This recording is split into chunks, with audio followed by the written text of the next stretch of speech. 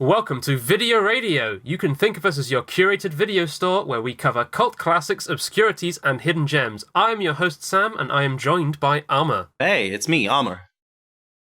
For you children Hello. who don't know what a video store is, it's kind of like if a Redbox was a whole building. And if you live in the UK and you don't know what a Redbox is, I don't know what to tell you. I only know what a red box is from podcasts. Do you know when Netflix sent you DVDs? Netflix launched here as a streaming service. Fucking course it did. Netflix used to send you DVDs in the mail here. Yeah, we had Love Film for that. Oh, yeah, that's right. I think Netflix bought them. No, Amazon bought them. Oh, yeah, okay, of course. Anyway, in this episode, we will be covering Metropolis and Metropolis. For those of you who want a little bit more specifics, we're going to be covering Metropolis, the 1927 silent film, and then Metropolis, the 2001 animated film. Yes. So, should we just get straight into it? Yeah, I guess we should, just to set it up, neither me nor Sam had seen Metropolis, the silent film, before this, but we had both seen the anime.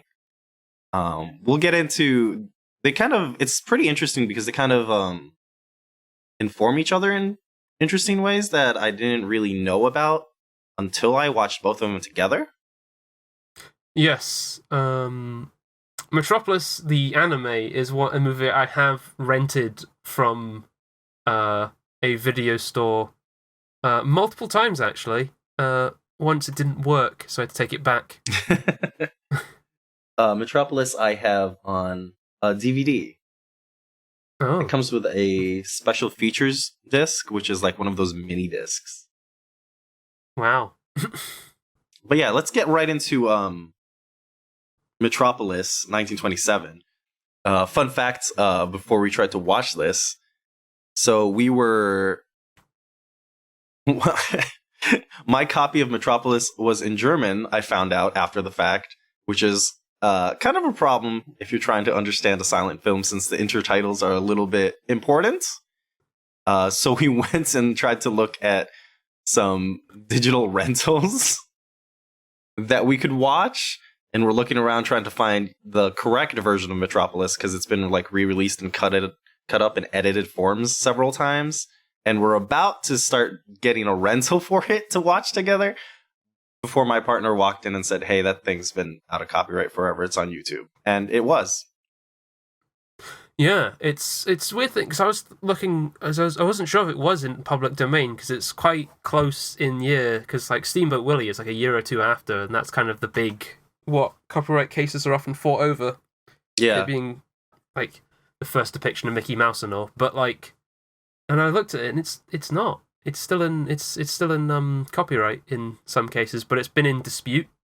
yeah, Sometime it has technically been public domain. right. Like I bet I could also find it on like the Internet Archive or something. Yeah. But yeah, let's just get right into it. What were your expectations for this film before we get there? I think all I'd seen were very kind of heightened imagery of the man machine being brought to life and some of the machinery sequences that, but though I wasn't certain that those were from Metropolis. I'd seen clips of them in a mahjong game that my mother had. Oh, that's incredible. Yeah. Wow. Yeah, I had some weird expectations because I'd kind of seen mostly things that riffed off of Metropolis, so I expected to see a lot of the robot, the man machine specifically, like the humanoid robot form, and Yeah. I'd watch things like the Metropolis anime and listen to things like Janelle Monáe's The Electric Lady. So I just kind of assumed, seeing like some of the imagery at the beginning, that it would be I guess like just straight up Marxist. Yeah, it was definitely, it felt it's very science fiction-y, it's very heightened, but it felt less it felt more like, as much as heightened everything was, it felt weirdly more grounded in reality to an extent. Yeah, there's like a lot of real ideas about class and um labor Yeah. that are like really explicit in ways that a lot of science fiction just kind of uses like vague metaphors for. Yeah. But so this movie is from 1927. It's directed by Fritz Lang. Mm-hmm. And let's just quickly go through sort of Yeah, let's just go lay down the plot line. So the main character, Freda, is kind of like happy-go-lucky. He's kind of one of the more like upper-class kind of people. Yeah, he's specifically the son of Jo Fredersen, Yes, I think. Who is I guess the master of Metropolis, the giant city they all live in. He's like part of the upperclassmen called like city planners, I think they're officially designated.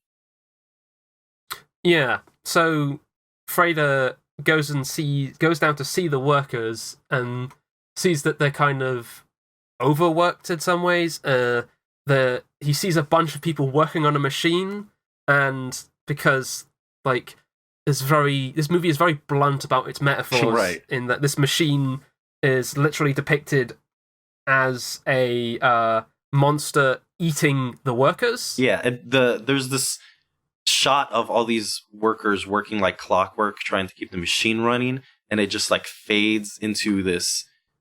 Basically, it heats up, it explodes, and it fades into this like demonic face where it's just literally eating the workers as they're working on it, and then kind of fades back to the reality of just seeing them thrown about by the explosion and overworked.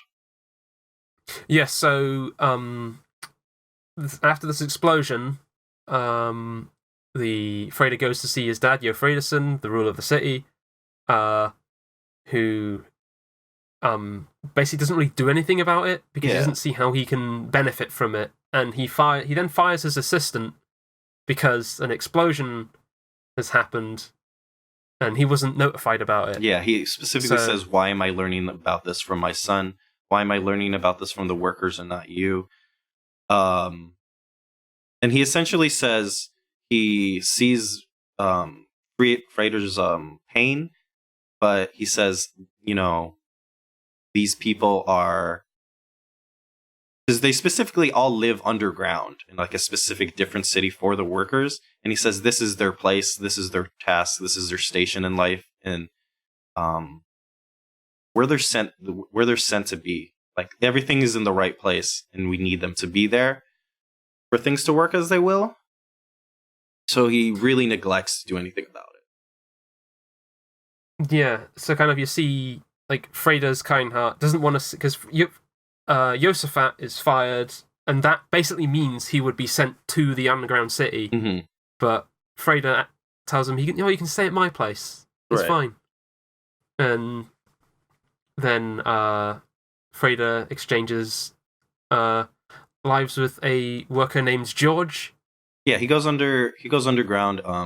He literally takes his place. Like they switch clothing, and he gives him all his possessions, and he takes his place at the hand of the machine, working like, I think they say like a 10-hour shift. Yes. I'm assuming they didn't get a break. No. It's and it's I don't know if you've seen, like, this is like an image I'd seen like many times before, is like there's a guy holding hands of a clock looking like dial. Yeah, so they're basically like there's lights all across the dial, and he's basically turning the hands of the clock to meet the dial, the lights on the dial as they light up to keep him moving. Is very over-exhaustive busy work. Right, yeah. He specifically says, if I stop, the machine will stop and everything will break down. So they're basically, the hands of these workers are the literal engine powering this machine.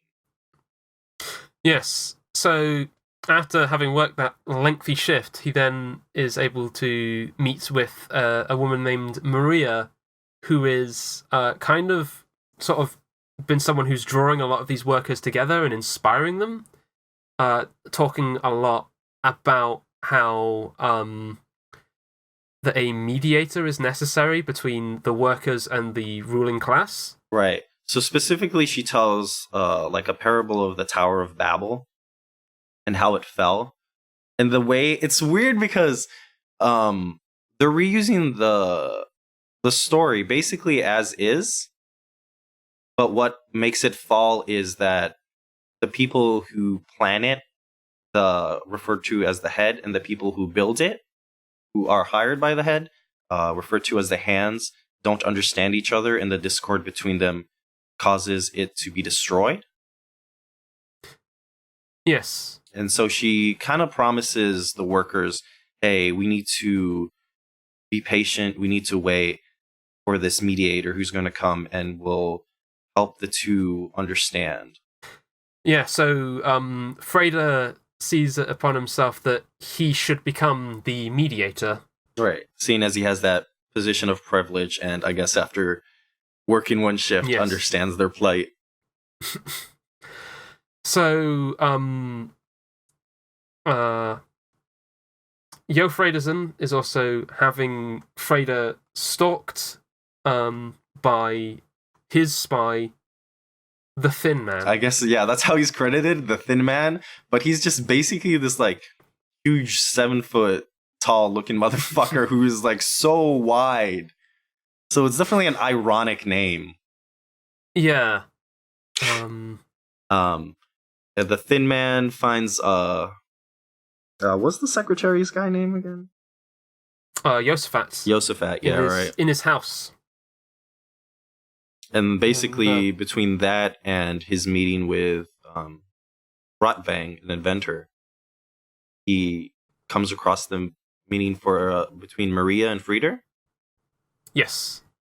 Rotvang also reveals that he has been working on a machine man, basically to resurrect Hel, Yo's deceased wife, who he was also in love with.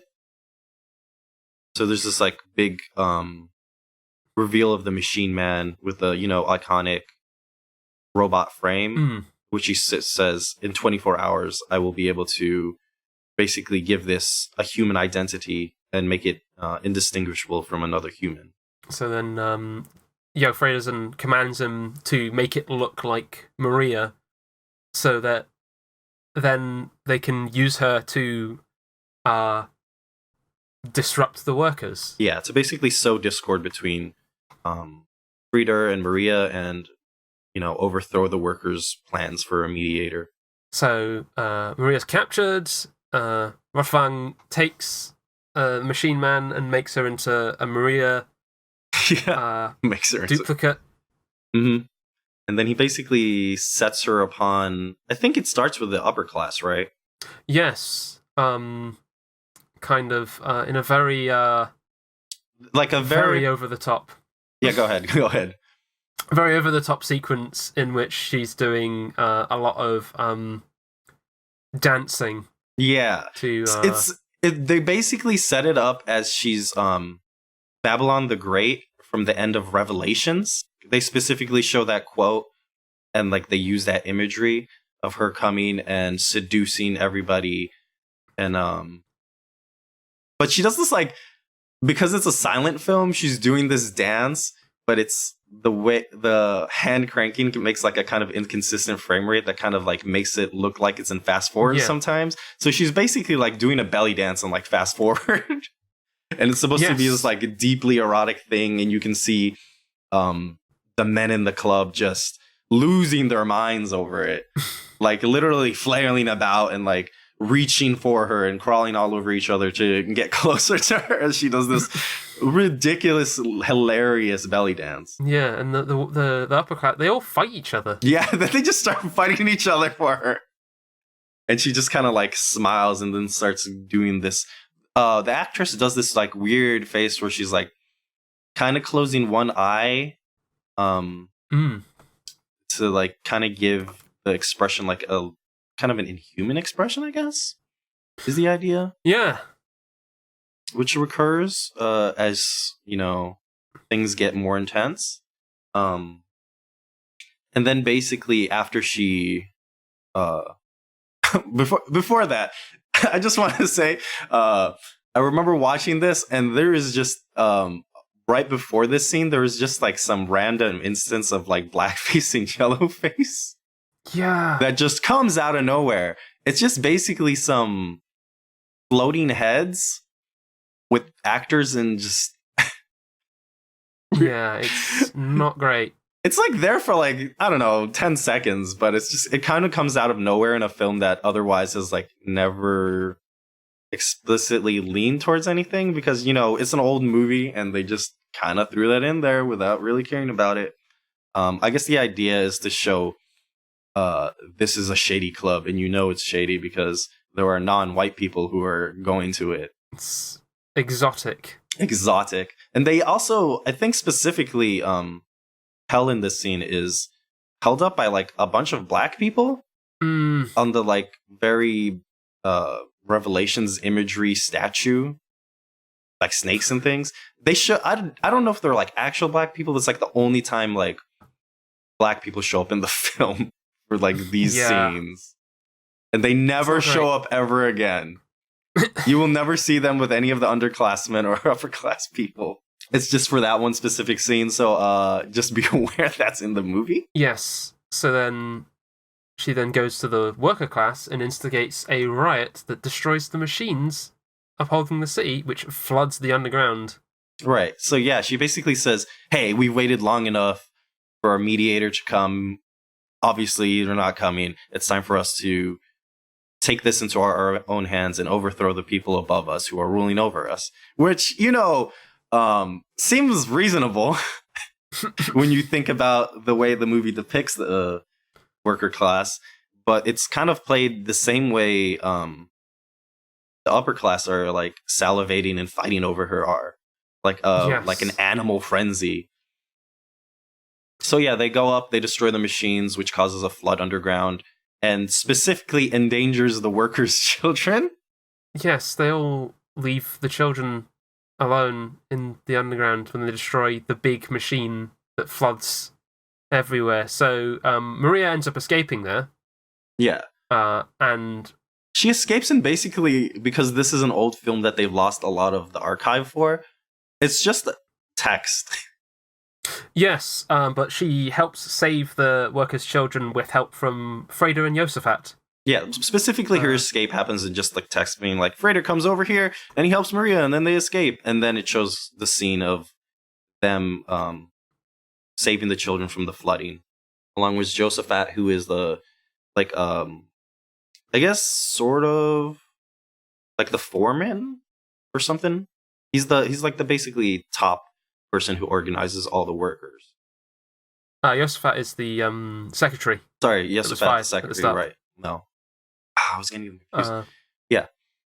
Yeah, but then when they get above ground, the workers then confuse Maria for the fake one and chase her about for a while, but then they end up catching the fake one.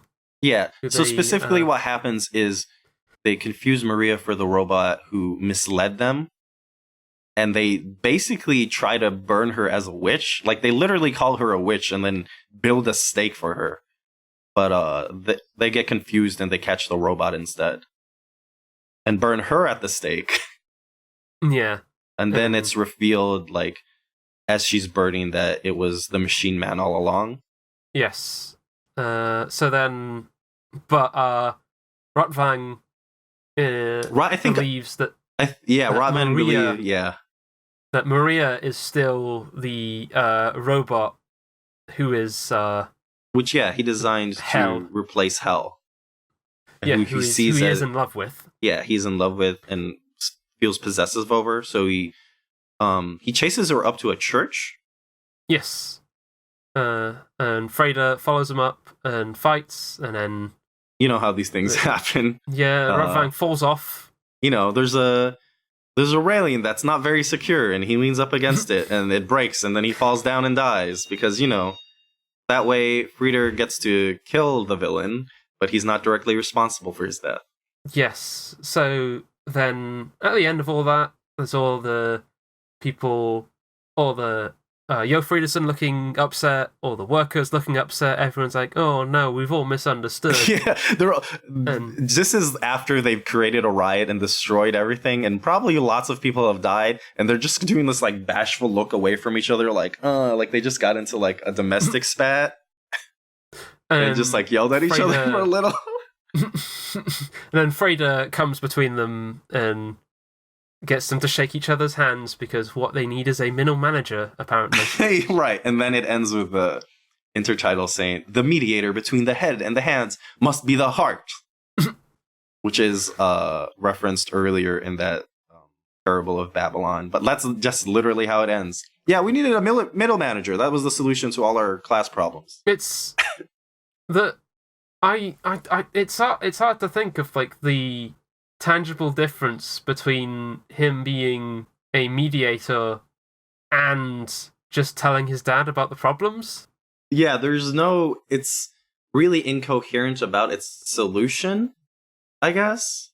Yeah, and I don't know if I necessarily feel that, like, more of a parallel to a real life situation in that, like, I don't think the problem with the exploitation of the workers is just bad management. Yeah. They literally live in an underground city that doesn't get light. Yeah. Like, they live underground, and the way that all the laborers are depicted in the film is with very mechanical, machine-like movements. Yes. And and they're always shown in like a huge scale. Like, they don't have an individuality. They're always set up to move as like a giant unit, and specifically in kind of like a clockwork fashion, like almost marching to work. No, they are marching. They're literally marching to work. Yes.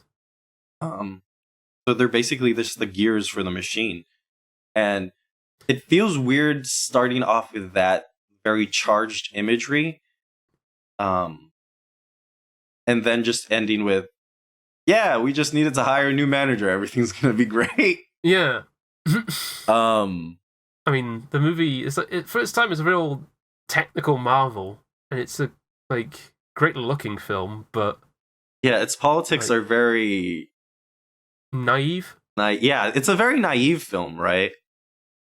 It has like a very centrist end point to what are very like charged and exaggerated depiction. Well, I guess not so exaggerated, but like very explicit and violent images of struggle between class, and it just kind of ends in this like nothing conclusion. Watching the beginning of the film, that's part of and knowing the things that came after it, I'm like, oh, this is going to be a Marxist film, right? This is going to be like full communism, let's go. And apparently the movie originally did receive a lot of criticism for its like communist message at the time. And it's barely there. Yeah. And for me personally, it feels like it missed the mark so hard that it's almost arguing against it. Yeah. It assumes that the structure of the upper class and underclass is something that's inherent and just needs to be maintained with better management rather than disrupted. Right, yeah. Like they explicitly show a workers' revolution as like an explicitly negative thing. Yes, because it's something that causes like tangible tragedy within that film. So yeah, it's kind of... Yeah, and it positions all the workers, specifically I said they don't have individually, but it kind of shows them as really animalistic and not really having any, not like intelligence, but like no self-actualization. Like they are called the hands because they cannot think without the head. It's like the fact that they leave their children to die paints them as really selfish. Yeah, it paints them as selfish in the same way as the people in the club who are really horny for the robot. Yeah, and it like specifically draws an equivalence between those two things, right? Yes, it does. Like we are the same in more ways than you think. So, Absolutely. get somebody who has experienced it through both sides to work between us. The man who lived in rich naivety and then worked a 110-hour shift. He'll definitely have everybody's best interests at heart. Oh man, it's like I guess for its time, like you can kind of see how influential and how a lot of its grand ideas filter out to things afterwards. But as far as like its politics in a modern consideration or like any consideration, they're like you said, like so naive and misled that its political message is just, I guess, it's incoherent, but only in the way that its intentions are completely undone by what it's actually saying. Yes. But I guess for some like considering the historical moment, it makes sense a little bit. Yeah. This is post World War I Germany, so this would be, like, thinking about it. This would be after everybody kind of sees the horrors of industry as like whole generations are gunned down by machine guns, and the problem is solved by throwing more bodies at it. Yeah. And everybody figured out to make better weapons, but nobody figured out how to fight with them. And it's just this mechanized massacre has just happened. And specifically Germany, they really take the blame for it. And it basically like tanks their entire economy, right? Yeah. I think the images I've heard where money was so useless that to buy anything you'd have to like take it around in wheelbarrows, and it was more useful to like paper your house to keep the cold from coming in than it was for actually buying things. I don't know how true that is. I don't know much about European history, but those were specifically the images that I was told. I haven't read anything on it since like secondary school. Yeah, I haven't heard anything literally since like European history. Like my history of Europe is probably worse than yours because mine was like an optional class that you took. No, it's the thing. This movie, for its time, was monstrously expensive. Yeah, that was also that. They like continued to be threatening to like run out of money on the production of it, but it kept being made despite that. Yeah. And I don't know, this is also when the Nazi Party started beginning to form and like build a coherent base. Yes. Who would famously use films for great uses of propaganda to, of course, help convince everybody to commit war crimes with them. Crimes against humanity, rather. Yeah. But yeah, because of the ridiculous scale that they spent money on, it feels almost modern in production. Not like in that it looks like modern CG or anything, but it looks. It's a really watchable film. Right. Like, yeah. Like it's 2.5 hours, but I didn't feel like it was slow. Yeah, the construction is made well. The pacing of it is pretty concise, actually. Yeah. For everything it covers, for the most part. Also, just the sort of like big dramatic imagery makes it just sort of. It's a really easy film to follow. Yeah, you said before it's very German expressionist. Yes. In terms of the way it uses like lighting, shadow, and set design. Like everything's very exaggerated.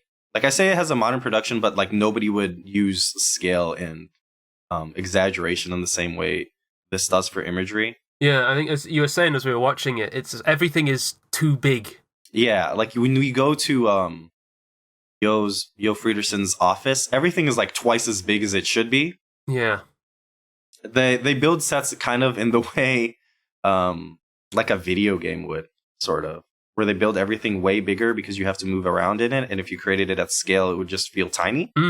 But it's a film, so everything just feels towering and massive. Yeah, definitely. And then again, there's the use of crowds to kind of like exaggerate the movement. Like when we say crowds, we mean like hundreds of people are on screen. Literal crowds on the screen. Yeah, literal hundreds of people doing something for a shot.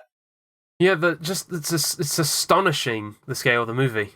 Yeah, you can see really how this, especially at the time, would make such a like astounding impact on somebody who watched it, right? Like even now, there's this. It does stuff that nobody would nobody would throw this kind of money or manpower at in a modern film, right? Yeah, like anything with a crowd sequence now, it never looks great. Right. It's always a bunch of copy paste. Yeah, they take like 20 people and then they CJ them into like 1,000 or whatever, and it like you don't get this physical effect of this many people imposing on a space. Yes. Like when you see those, like part of the thing that makes it so upsetting to see the workers is because you see that physical power of the workers and the crowds consuming a space, and then it's just kind of used to like, you know, to send them as like set them up as like a pack of animals or something. Yeah. Like it really exaggerates the worst messages of its visuals, as well as like the imposing scale that it does elsewhere. Yeah, this is just like a big film, I guess. Yeah, no, and I do think it's worth seeing because like it's like as much as it's like it's muddled, it's still fun to watch. It's still like some of the stuff looks cool, and like it's just like it's not. I don't feel like it's well paced enough that like it doesn't feel sluggish. Yeah, and it feels useful for understanding all the things that come after it, right? Yeah. Like, you understand why somebody like Janelle Monáe would, like, take these images and then reconstruct them in a modern sense, or, like, a more pro-revolution kind of, storyline and imagery. Like, you understand why somebody would take specifically the depiction of Metropolis with its kind of just, like, eternally reaching skyscrapers and stuff like that, and replicate them elsewhere in other science fiction. Just like Metropolis. Yeah, just like Metropolis, the anime. Yeah, so shall we talk about that one? Yeah, Metropolis, the anime is... Which, so we wrote summaries for both these films. This movie is about an hour shorter, roughly. And like 50 minutes. 3 times as much things happen. Yeah, we wrote so much more because, like, as much as we say, oh, like, Metropolis, the German film, is a really well-paced movie, it's like, the actual plot is fairly simple. Right. But it's also not an anime, which you can get across the same information in, like, a second with a drawing, right? Because as much as... Metropolis exaggerates and uses that German expressionism, it's still by people, and you still need to give them the time to act and communicate in real time. Especially with it being a silent film. Right, yeah, because you have to hold on it so that people can absorb the image. Anime, you can kind of get across a lot of information in a few seconds, because it's even more exaggerated, right? Yes. And like I was saying earlier with, you can kind of understand why somebody would take the imagery of Metropolis and like expand upon it. Metropolis, the anime, is based on Metropolis, the manga by Osamu Tezuka, who famously wrote the manga after seeing like a poster for Metropolis, the original 1927 film. Yeah, have you read the manga? I did read the manga. It barely has anything to do with Metropolis, the 2001 film. Like, the anime is a lot more in line with the original silent film than it is with the manga. Because the manga there's a couple elements from it, and reused characters and things like that, but it's largely very different in terms of plotting and characters. It's not even a robot in the Metropolis manga. It's like an artificial human that's grown because of like sunspot radiation. Oh. I don't remember all the details, but it goes in a very different direction. Metropolis, the anime, based on that manga, was directed by Rintaro and written by Katsuhiro Otomo. You might be familiar with some of these people. Rintaro worked with Otomo on Neo Tokyo, which was a collection of like short anime films, as well as some Galaxy Express movies. He worked on some other Tezuka stuff specifically, which is why I'm assuming he's on this film. Like, he worked on, I think, the 70s version of Astro Boy, or 1960s to 70s. run of Astro Boy, and Mm. I Am Son Goku, a semi-autobiographical film about Tezuka. Yes, in which Son Goku is voiced by the voice of Krillin. Yeah, Son Goku specifically being the Monkey King. Yes, Son Wukong. Yeah, it's a biopic and Journey to the West combination film, I guess. Yeah, I may need to look for that. Yeah. Otomo's that guy who did Akira, right? And Steam Boy. Yes. This feels like a very Steam Boy era film in terms of the way that's actually animated. Yeah, definitely. Uses a lot of CG and 2D elements combined. It's interesting. The animation in this film is like, I feel some of the animation is very tied into sort of characters, because all of the human characters are animated in a very much kind of almost like Fleischer animation, sort of Popeye. Yeah, they're very old cartoon, right? Yes, which again I think does tie in with like the aesthetics of Tezuka's work, because he's kind of a very early mangaka. Yeah, he's very specifically, his proportions and his exaggerated movements and expressions are rounded and rubbery, and then kind of, they're not very modern anime. They're very much more in line with like an early Disney. But it feels like all of the machine or robot characters have a much more kind of standard anime kind of animation in the way they move. Right. Yeah, they're a bit more straightforward. The humans are very like a gag anime, and the robots are very just regular anime. Yes. Which is weird, because specifically that gives them a lot of humanity. Yeah.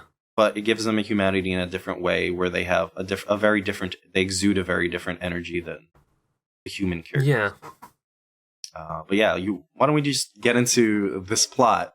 Because it has a lot of things going on. This is so much. Okay, so this movie begins with the celebration for the construction of the ziggurat, which is just this massive scientific tower that is just meant to be this symbol of human ingenuity. Duke Red, who is specifically, I guess he's like, they don't specifically say what his role is. Like, he's called Duke Red, but that's just because that's what the character is called. Specifically, this movie reuses a lot of Tezuka characters, because that's just kind of like a Tezuka thing where he basically treats his characters like actors. I think a thing that is sort of, he's depicted as kind of, it feels like it's kind of going for like a rich person who is basically in control of the city anyway. Right, yeah. So yeah, he's the unofficial ruler of Metropolis, right? He performs very much the same function as Friederson in the live action film. Yes. But he's just with unofficial. Like, there's a mayor and a president, but they're not really the people who control it, right? Yes, they're kind of symbolic. So he's giving a big speech about how grand this is and how amazing it is, and people are asking him like, "Oh, you're gonna run for politics?" And the president specifically says like, "No way! Don't encourage him. If he ran for president, there's no way I could compete with his popularity."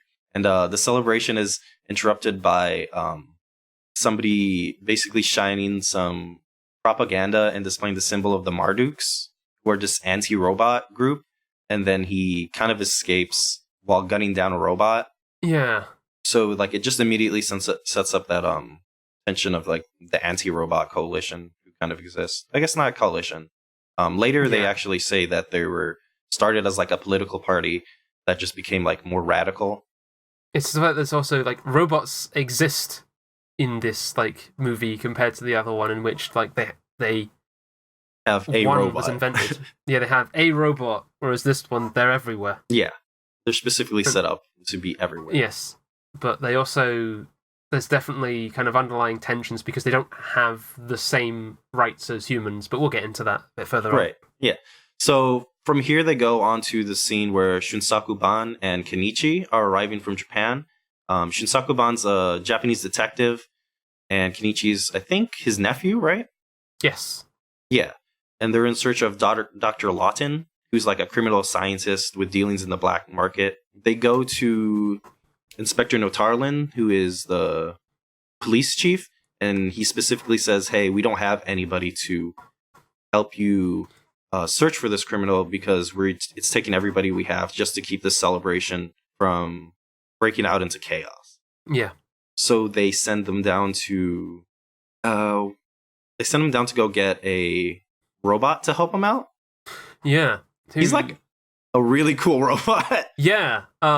Distinctly, he can't do certain things that human police officers can. Yeah, he's not authorized to apprehend anybody, right? Yeah. But he knows the city and he can help them navigate it. He kind of looks like Q from Street Fighter 3. Yes. He's apparently based on like a tokusatsu detective hero. Huh. But basically like that, like a robot who kind of has like a mask-like face and wears a trench coat and the private eye hat. He's got the whole private eye getup. So they give him a name. Yeah, he does that thing where robots in fiction do, where when they ask their name, he just gives them their like model designation, which is really long. Hilariously, Shunsaku does not remember it and fudges it up, and then Kenichi repeats it back exactly. But then they just decide to name him Pero after Shunsaku's dog he used to have, since robots aren't allowed to have human names because it would infringe on human rights, I guess. Yeah. Which is, yeah, they're setting up some politics here. Yes, they are. Pero also specifically is a reference to... There's a lot of Tezuka references in this film. A lot of which go over my head because... Yeah, I'm sure I missed a ton of them. But Pero is, in the Astro Boy comic, he's Shunsaku's dog who is kidnapped and is turned into a cyborg. So yeah, my only Tezuka knowledge is the playing like 2 levels of the Astro Boy GBA game. Yeah, you should finish that game. It's a good game. Yeah. You'll see a lot of these characters in it. I will. Yeah. So from there, they reveal that Duke Red is funding Lawton to create a robot that is based on his deceased daughter, Tima. We're starting to get some parallels with the silent film here. Yeah. And you can kind of get the sense that Lawton has some tension with Duke Red, where Duke Red is just telling him to hurry up and just finish it, and he's anxious to finish it, while Lawton keeps evading him and saying, "Oh, just give me more time, give me more time," and you get the sense that he's got other plans for the robot. Yeah. Rock, who is also Duke Red's, I guess, like adopted son.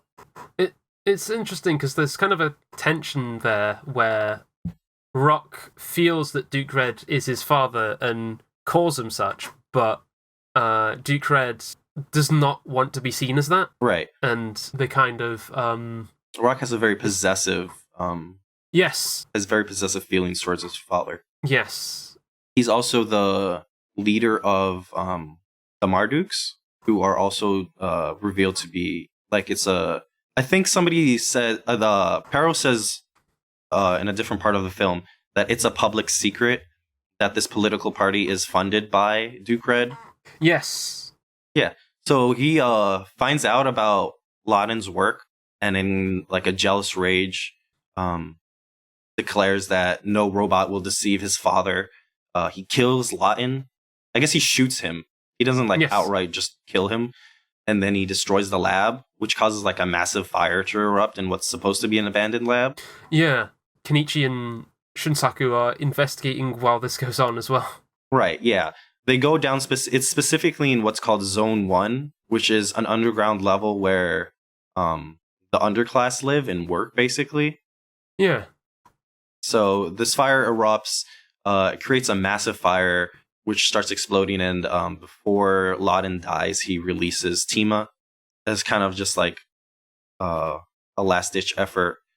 There's this really cool scene where the firefighting robots show up, and there's this like awesome jazz music playing while the robots like chant in time to the music, which is really cute. There's a lot of really good jazz music in this movie.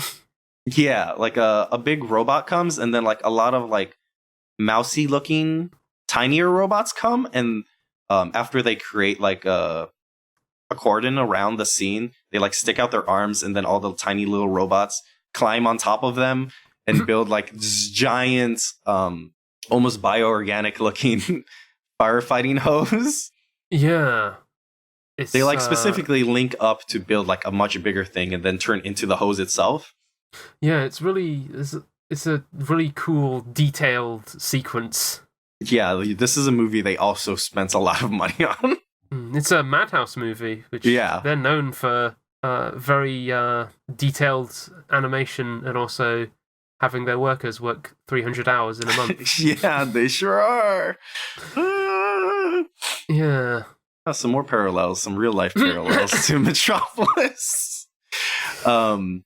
So as this explosion is happening, Shunsaku runs into the fire because he finds out that that's where Lawton was, and while he's trying to get to Lawton, he basically gets like his work, like a book describing the work that he was doing on Tima, and he gets separated from Kenichi, who sees Tima in the fire and is like, "Oh no, there's somebody there! I gotta save her!" and runs towards her while it collapses under them. Yeah. The fire, meanwhile, it stokes the resentment of the underclass who are living in Zone 1, who is led by Atlas, who is like this kind of like revolutionary figure who starts, yelling, "Hey, look at what's happening here. They're neglecting us. They're trying to kill us. They don't care what happens to us," and sees this fire as a sign of the upper class's disdain for the people below who work for them. He's specifically human, which is interesting because in other versions, Atlas is actually a robot himself. Huh. Like he is designed by in Astro Boy. I think he's designed by the same scientist who creates Astro Boy. Okay. Astro Boy also famously recreated in the image of a dead child. Atlas is created as his rival. You might think of him as the Forte to his Rockman. It's basically the same function. Wow. So, there's a lot of weird parallels that they're playing with between Tezuka and Metropolis, the silent film. Anyway, from there, Kenichi and Tima kind of become acquainted. Tima begins to learn how to talk, and Kenichi starts teaching her. You get the sense that they're very much falling in love. Yes. Well, I don't really. It's not so much. It doesn't feel like romantic love. It just kind of feels like real love. It's like attachment. Attachment and sort of like a puppy love. Yeah. Like the first person I've like really felt an emotion for. Like you can tell it's pretty naive on both of their parts. Yes. Also, it's worth noting that Tima does not seem to be aware that they are a robot. Yeah. And Kenichi is not aware that Tima is a robot either. Yeah, and nobody knows that she's a robot. And as I was saying, kind of the way she is animated is very human. Right, yeah, as opposed to the other robot. Yeah. Yeah, it's, that same thing, we're going to create a robot who is indistinguishable from a human. Mm-hmm. And they animate her in a way that's indistinguishable from a human. Yes. So we get a couple of like comedic scenes and like tender scenes between her and Kenichi. And there's also a little trash robot that helps them navigate the underground called Fifi. Oh, it looks like it's like a combination between those, like a trash can and those robots from Nier Automata. Kind of, yeah. He's a bit more animated than those, because those are quite... they're less toy-like, because they have kind of like hose-like arms, right? Yeah. It's like a big rubbery arm that can bend everywhere with like a claw stuck on the end of it. Yeah, Fifi kind of has like a big, like, rubbery neck as well. Yeah, Fifi very much looks like something you would put together out of scrap parts. Like it's very much shown as a model, like a very old model that they've just kind of used because it's cheap. Like a very primitive sort of robot. Yeah, so they run around. Rock is on their trail because he combs the wreckage, finds out that there's no body, and he's like, there's no way there would be nothing left of a robot that advanced. Eventually, he finds them, and there's like a very long chase scene, a very elaborate chase scene with some of the best scenes of animation Like they run. There's like very drawn out shots of Rock pulling out his gun as they run through a crowd, and he's just slowly drawing a bead on them. There's like just like one of those carts you power by bicycling. What do you call those? Anyway, like they get on one of those, and he just like it's like a Jackie Chan chase scene, right? Yeah, it's very much like that. Yeah. They run through like everything in Metropolis, go through some tunnels, and eventually crash and get launched. While Rock and his Marduks try to catch up with them. Mm.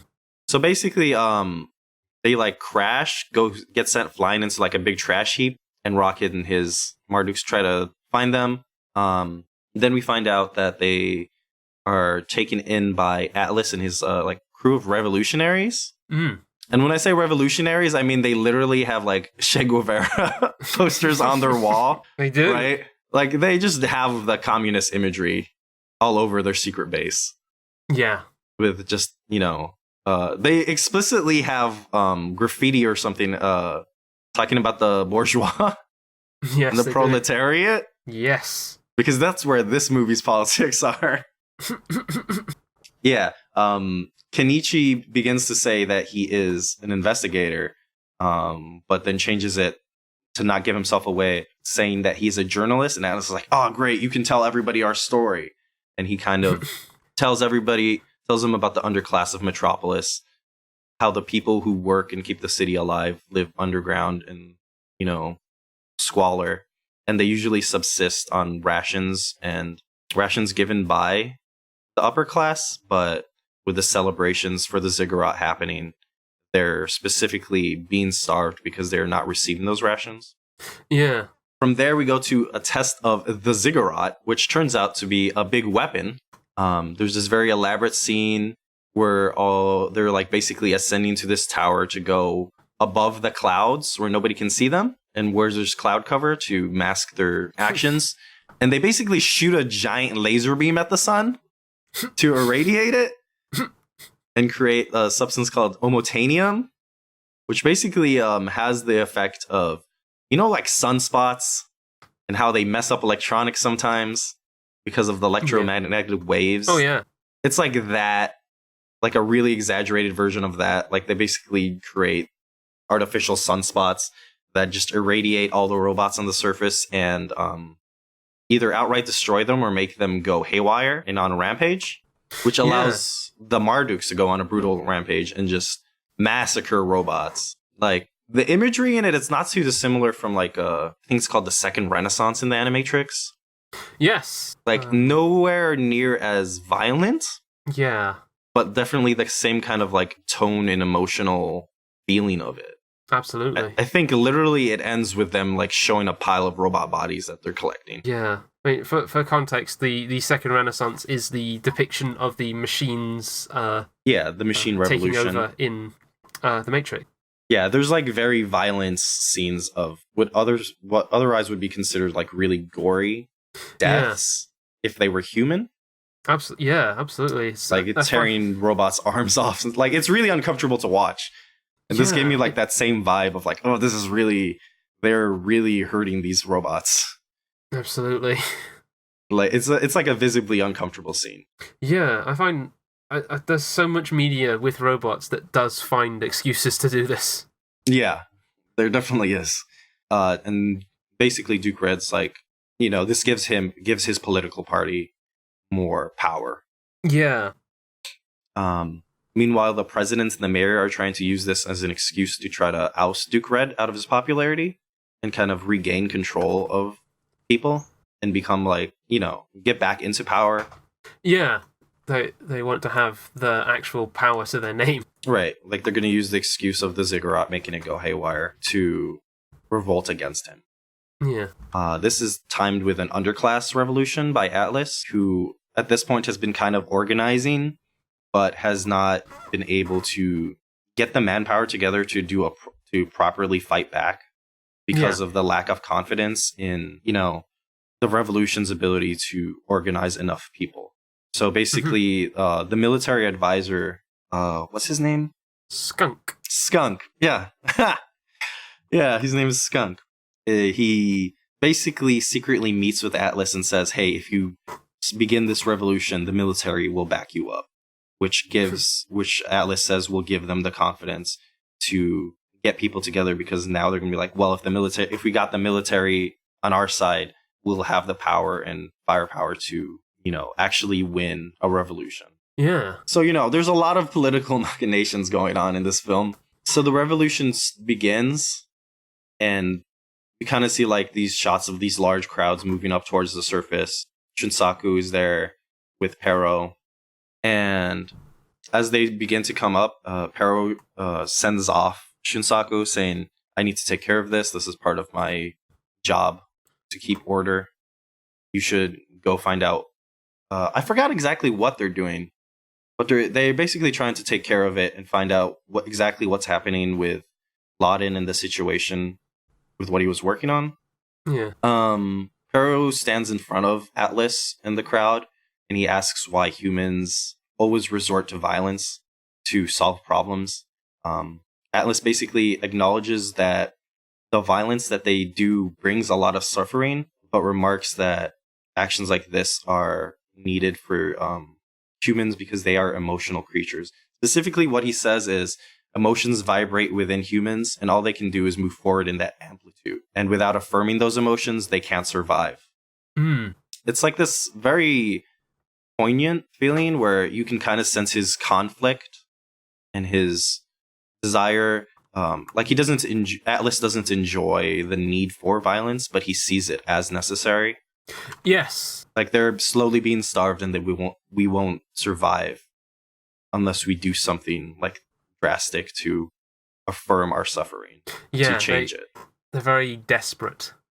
Yeah. And then speaking of robot violence again, he kills Pero like on the spot. Like he just basically executes him right there. And then, sticks his rifle up to the sky. And, the very revolutionary imagery comes in here. And there's like a big collage of all the military violence beginning. And then you see in the next scene that the military commander Skunk is actually in league with Duke Red. And he assassinates both the presidents and the mayor. The mayor specifically is a character called Acetylene Lamp. When he dies, there's like a little gag where you see a little candle in the back of his head pop up and then disappear, which is specifically because apparently he has a divot in the back of his head where a candle can fit exactly. Is a gag thing about the character. It's like, it feels weird in such a really tense moment, but that's kind of like a Tezuka thing where he just kind of throws gags in really serious situations. So he kills them. And he's going to join forces with Duke Red and then put the city under control of martial law. And obviously, the military are not actually going to be helping the popular revolution. It's been a trap the whole time. We see those scenes of violence everywhere, tanks, guns. Basically, everything just happens in like a montage. That doesn't feel too dissimilar to the way montage is used in a silent film, Metropolis. Yeah, absolutely. I wasn't thinking about it at the time watching it, but yeah, now that you mention it, it does. Yeah, there's like they do a weird thing in silent film where they match a lot of images and kind of like to get across the feeling of chaos. It's like a bunch of like like faded like images and human faces and stuff spinning around in kind of like a circle in like a dizzying kind of way. Absolutely. Over several other images. Wow, this film there is a lot happening in this film. Yeah. I feel like I said 6 sentences for this plot of Metropolis, the silent film. But this is about where the popular revolution fails, obviously.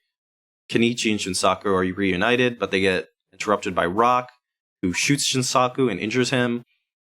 Duke Red arrives, is bewildered by the situation, finds out that Rock knew about Tima the whole time and had been intentionally keeping her from him.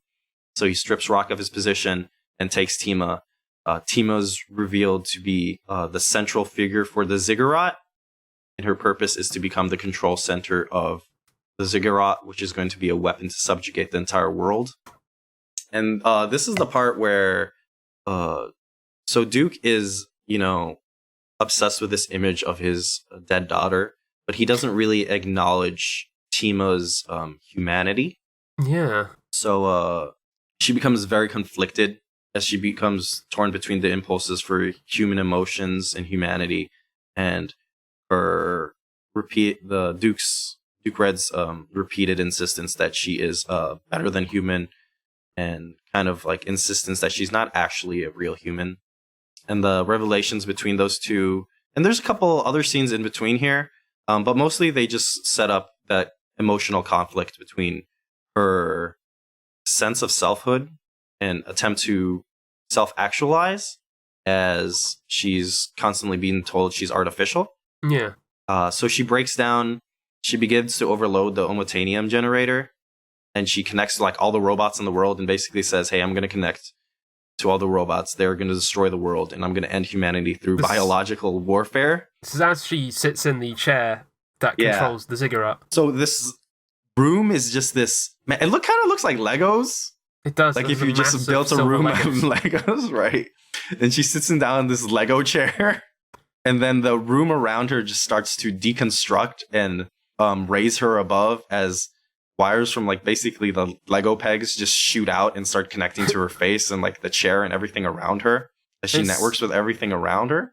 It's interesting, going back to how they're animated, from this point, she moves a lot more robotically. Yeah. This specifically is that transition where that she becomes, they give her that that modern anime look. Yeah. It's interesting to think of this as a Otomo screenplay. Yeah. Because basically the climax of Akira happens, but it's robots and wires. Yes, right? It does. It's a building becoming this massive biblical structure instead of a bioorganic person. I believe one person says to Duke Red that this is his Tower of Babylon. Right. I think literally Shunsaku says, and so the Tower of Babylon fell, right? Yes. Or was destroyed by God. He basically just says, Yeah. He once again affirms that Tower of Babylon story. Duke Red and Rock get surrounded by robots as everything's being destroyed. Very elaborately and very very smooth animation. Rock finally is surrounded by robots and sees his father about to die, and he's like, I won't be killed by robots, and I won't let my father get killed by robots either. And he sets off the generator, which destroys the ziggurat and starts collapsing into Metropolis. And then the very dramatic music and everything cuts right into Ray Charles's I Can't Stop Loving You. And it works so good for this scene. Right, right as he plays the button, there's this and specifically that version, there's this not sting, there's this opening that's it's almost like a harp. Yeah. I think, where it's like a harp strum, and then you see the explosion go off and everything exploding, and then from this point on, it's just dialogue sounds in this song in the background. Yeah. And so as they collapse, the ziggurat starts collapsing. Kenichi is fighting with Tima, trying to get her to remember who she is. It collapses beneath her as she falls down. Kenichi reaches out to her, loses her hand, and grabs one of the wires that's coming off of her, which, it breaks and snaps. And just before it snaps and she falls, her old personality begins to resurface again. And then kind of after that big scene of destruction, it goes right into a very calm, almost serene shots of, the destroyed city. Kenichi's looking for signs of Tima. He gets reunited with Fifi, who's barely working, but still conscious and alive, right? Mm-hmm. But puffs of smoke are shooting off Fifi. Yeah. I think Fifi specifically brings Kenichi Tima's heart. Yes. And other robots start bringing pieces of her to him. And he kind of sheds a tear and kind of a bittersweet acknowledgement. And he's you can tell, the expressions are fantastic in that you can tell he's both conflicted to, he has this real sense of loss, but also is happy to be reunited with Fifi and to see some part of Tima. Yeah. Yeah, and so he tells Shinsaki he wants to stay in Metropolis a little bit longer. And the movie ends on a radio playing Tima's voice, who repeats her first and last words, which are "I am who," and then you know, that's credits. Yeah, and there's a little picture at the end of the credits with Kenichi seemingly running a junk shop named Kenichi and Tima, where both Kenichi and Tima are shown. I think Fifi might even be in it.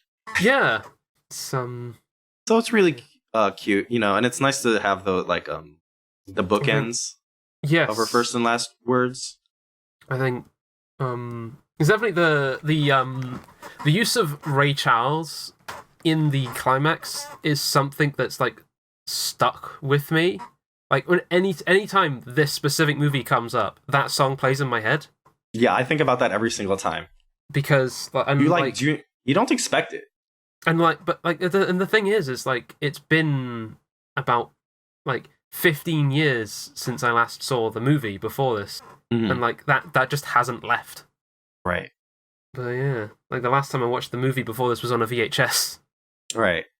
Feels like almost Kubrick-esque, like the way Kubrick would use like classical music. Yeah.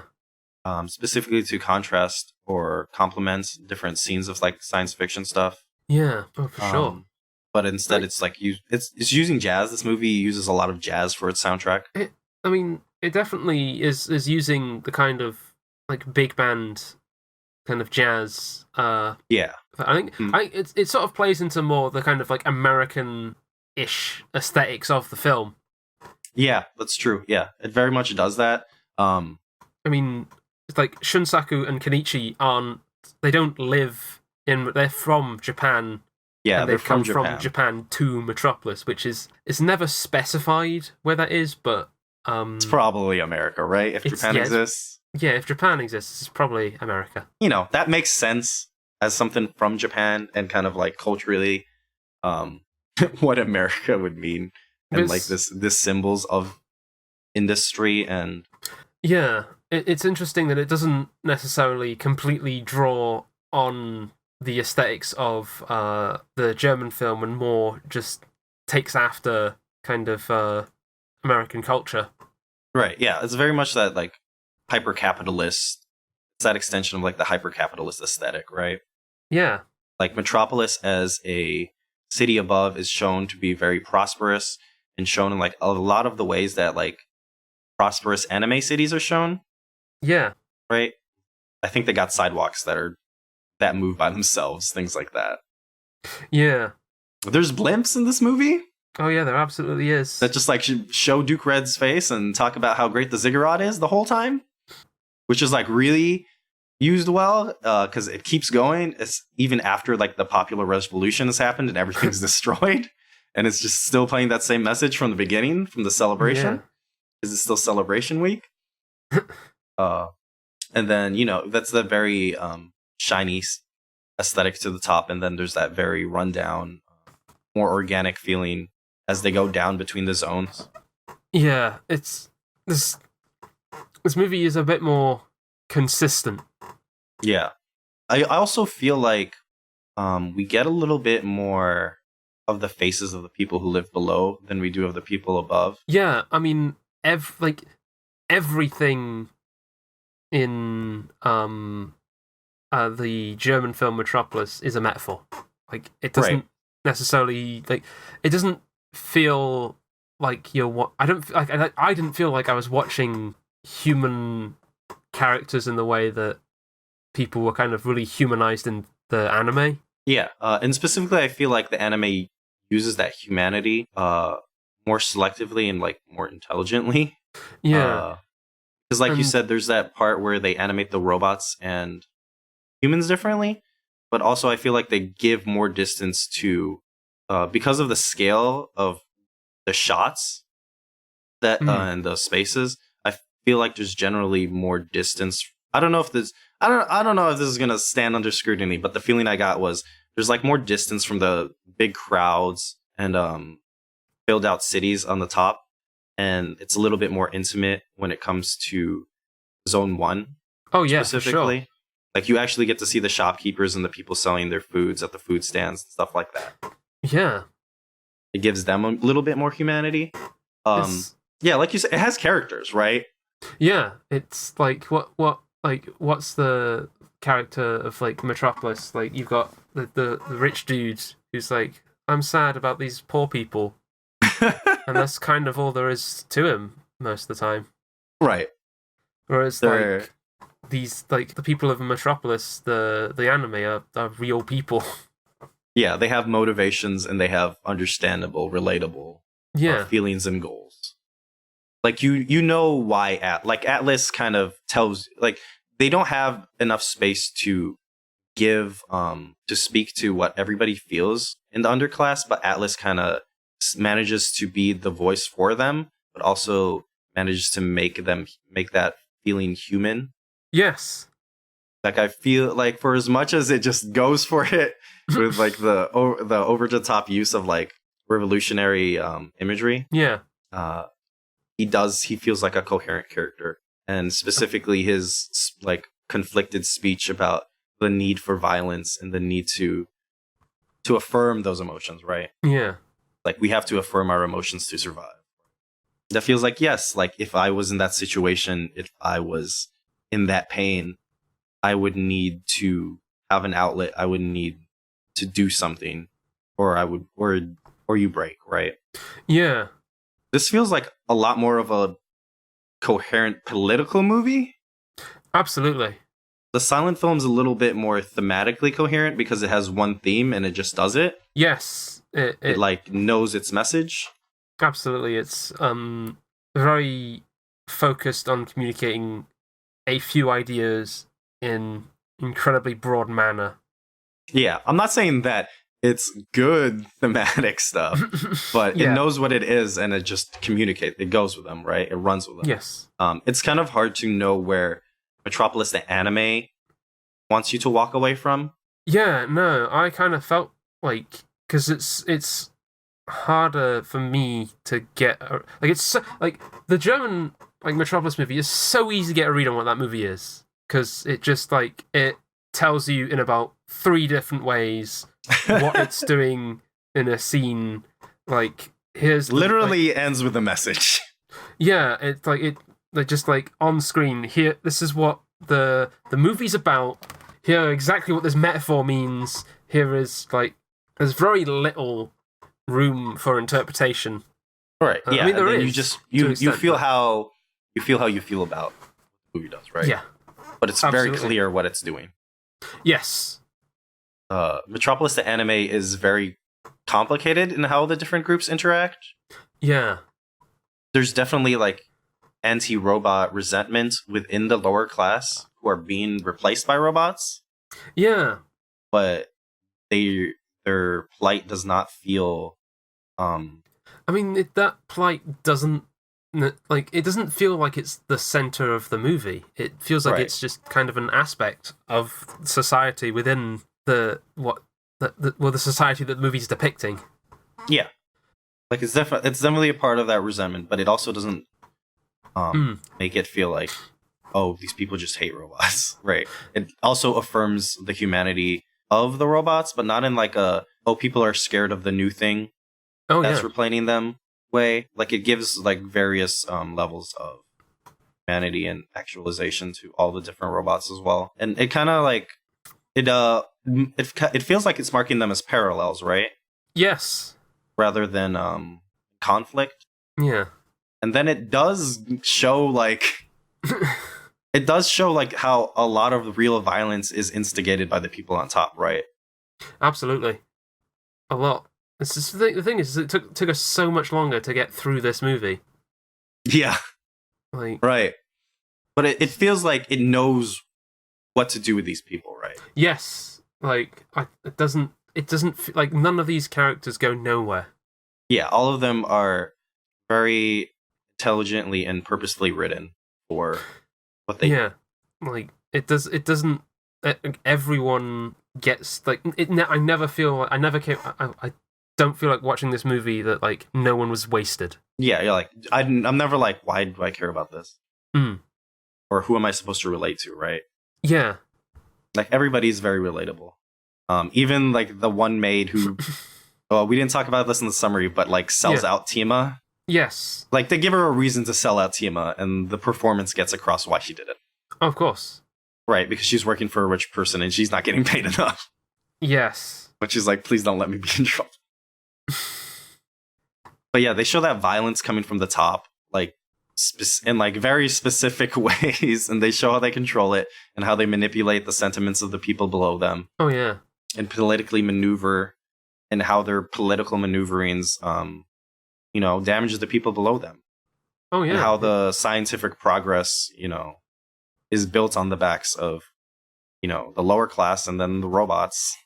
Because they specifically show 3 zones, and as the zones get further and further, it gets seedier and seedier down to zone 3, where it's just basically sewage and garbage, and no human comes in there except to maintain the robots who like basically run it. Yeah, this movie like goes through what the upper class does to the underclass and doesn't end it in the way the German film does. It just like it's not trying to make some ham-fisted like, well, if we all got along, it would all be great. Yeah, we could have let the ziggurats stay alive and everything could have been fine if we just had a middle manager. No, it doesn't do that. It shows, it almost feels like it knows that these things are necessary, right? Yeah. Like the tearing down of Metropolis isn't shown as like a tragedy. Yeah. God, I feel like some like proper movie buff or film scholars would get so mad at us. Right. I mean, I'm not saying that this is like a particularly progressive political film, but it's interesting that it understands. Yeah, it's just interesting that we're feeling like it has more to say than like a movie. Probably some university film professors have probably made a career out of examining. Right. Yeah. This 2001 anime. Yeah. I think what we're saying is Metropolis is better than Metropolis. Yes. I mean, it doesn't exist without Metropolis, right? Oh, of course. Yeah, that's the thing. Like, it's in conversation with the other movie. And, like, of course, one doesn't exist without the other. Because, like, I kind of prefer the anime. Yeah, this is, like, one of those things that I was talking about that, like, feels like, oh, you kind of appreciate seeing Metropolis, the silent film, just because you can kind of understand how this informs it. Oh, absolutely. And lets you appreciate like how much more it does with it. Because like I did not pick up on half of these things the first time or the third or fourth time I watched Metropolis, right? Oh yeah. I didn't pick it up on it until I saw specifically those parallels with the silent film. I didn't pick up on a lot of that when I last watched it because I was 10. Yeah. I mean, it was like 13 or something. But then I watched it again when I was like in my early 20s. But it, same deal though. Like I definitely would not have picked up on as much as the class parallels and things. I mean, that's part of a function of living in today. Oh, of course. And understanding those things a little bit more. But you kind of appreciate how they kind of complicate it, but also, man, I walk away feeling much better about the politics of this anime than I do of this highly influential silent film, right? Yeah, of course. For sure. That's the difference in now and then. But it's just, man, fucking, the silent film, there's a version of that movie that exists that I love, right? Yeah, that's the thing. Like, that watching that movie, you can kind of see, well, if we did some things a bit different, like, I wouldn't be as, like... If we didn't show the working class as animals. Yeah, there are changes you can make to that. You can tell that story without... You can use a lot of the same images, right? Yeah. Yeah, like, that framework can work to tell a better story, but... And it kind of does, doesn't it? Yeah. People have done better things with it, so I guess I appreciate it in that way, but... Yeah. Like, ultimately, man, the conclusion... Because... If it had everything the same, if Metropolis the silent film had everything the same, but the ending was different, maybe I would still walk away being happy about that movie. Yeah, that's the thing, is it's just that one shot of, like, Him just standing between and just like, I'm just going to be the guy that stands between you and we're going to all agree. Yeah, he like literally brings them in and like, yeah, we just got to give a bro hug between the rich people and all these working class people who are literally being fed to the machine. Yeah, what if the machines chewed a bit softer? What if the machines ran on electricity instead of humans? I don't know. Yeah. Christ. Man, so like, what are our takeaways of this thing? Well, my takeaway is I think that anime is much more interesting a movie, but as you said, I feel like having seen the original silent film, it's so much easier to see what this movie does in a more interesting manner. Right, yeah. And I feel like as much as I have complaints about the silent film, I think it definitely fills in stuff like about old cinema and influences, and it's still fun. I enjoyed watching it. Yeah, I enjoyed watching most of it. But its naive politic like really soured me on the end, but like as a thing, like just a single construction. Yeah. It's there's a lot to admire there. Also, I should watch more silent movies. Yeah, because that's another good takeaway, right? Yeah, no, I've seen like 3 silent movies, and technically 2 of them are not silent because they contain scenes with dialogue. Well, not that, but like that one Charlie Chaplin words. One. Yeah, Modern Times, which has a scene in which Charlie Chaplin sings. So, okay. Yeah. Yeah, I think this is a good pairing, I would say. Yeah, no, I definitely think it's good. It's great to watch both movies together. Yeah, we didn't intentionally go in saying, "Oh, we're gonna watch these 2 films as a pairing." I just kind of went, "Yeah, I know, I never really saw original Metropolis. Maybe I should watch that." I kind of want to watch Metropolis, the anime again, but maybe I would get a little bit more out of it. Podcasts are for ticking things off your list. Speaking of the capitalist hellscape. Oh, yeah. I want to do something that I enjoy, but I don't have an incentive to do it.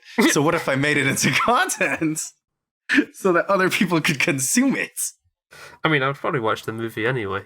Yeah, I mean, I would still watch the movie, but I didn't need to do a podcast about it. That's true. I would have just got to the movie a lot later.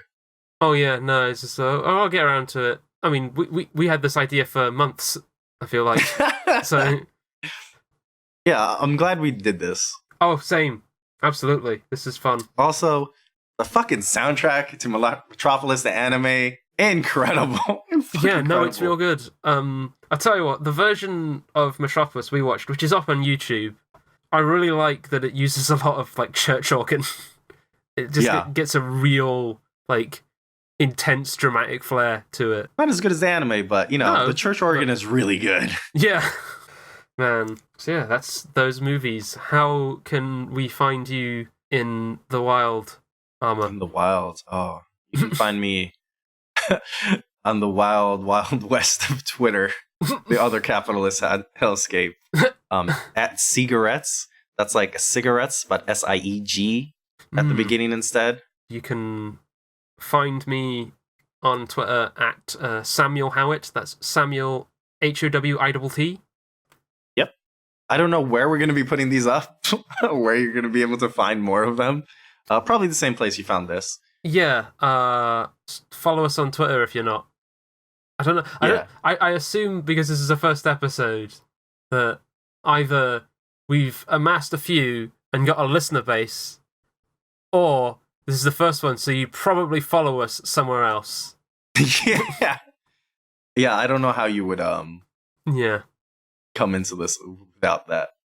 But yeah, thanks for joining us as we talk about Metropolis and Metropolis. Yes, thank you for listening. And well, we'll be back with something next time. I have no idea what it's going to be. Yeah, we haven't picked a movie yet. But hopefully it's half as good as watching these 2 together. Yeah. All right. All right, Sam. Peace. See ya.